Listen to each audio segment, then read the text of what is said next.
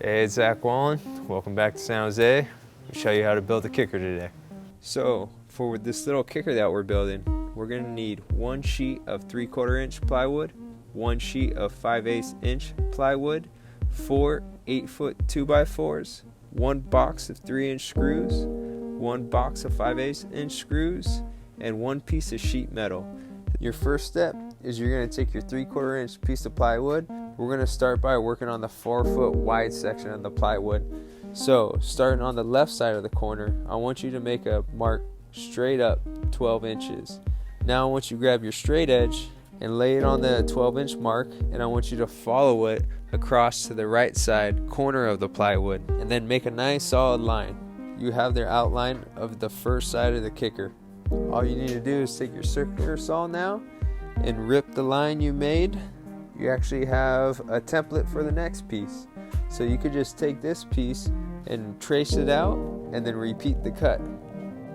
The 2x4s that are going to keep this kicker together, there's going to be 7 pieces total, which will be cut at 46.5 inches long. Since we ripped all our plywood and cut all our 2x4s to size, we're ready to put all this together.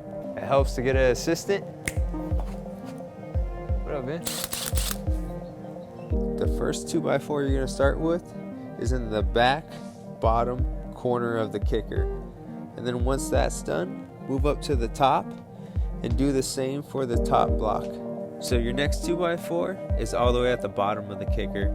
Now this 2x4 is a little tricky because the side of the kicker is coming to a point. But get that 2x4 as close as you can at the bottom, and that's your spot. Take your tape measure and hook it on the top of your ramp. I want you to make a mark on 10 inches, 20 inches, and 30 inches. And these are the center points of where your 2x4s are gonna land.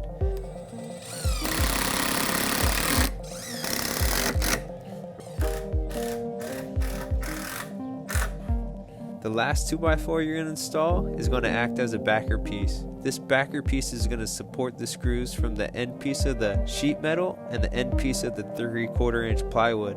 This is where they meet.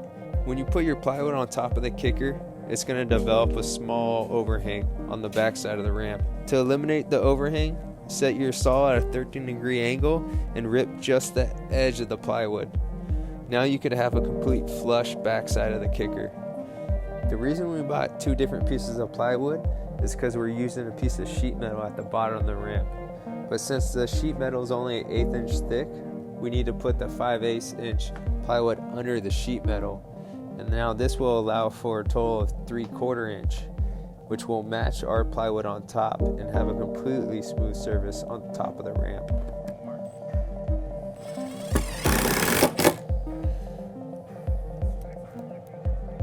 We just got done building the kicker.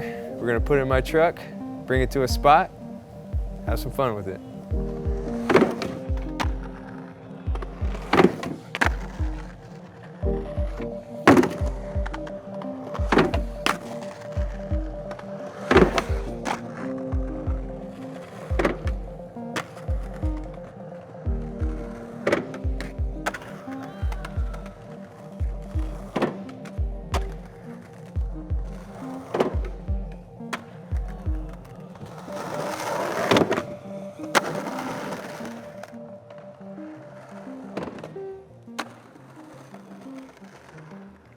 Thanks for watching.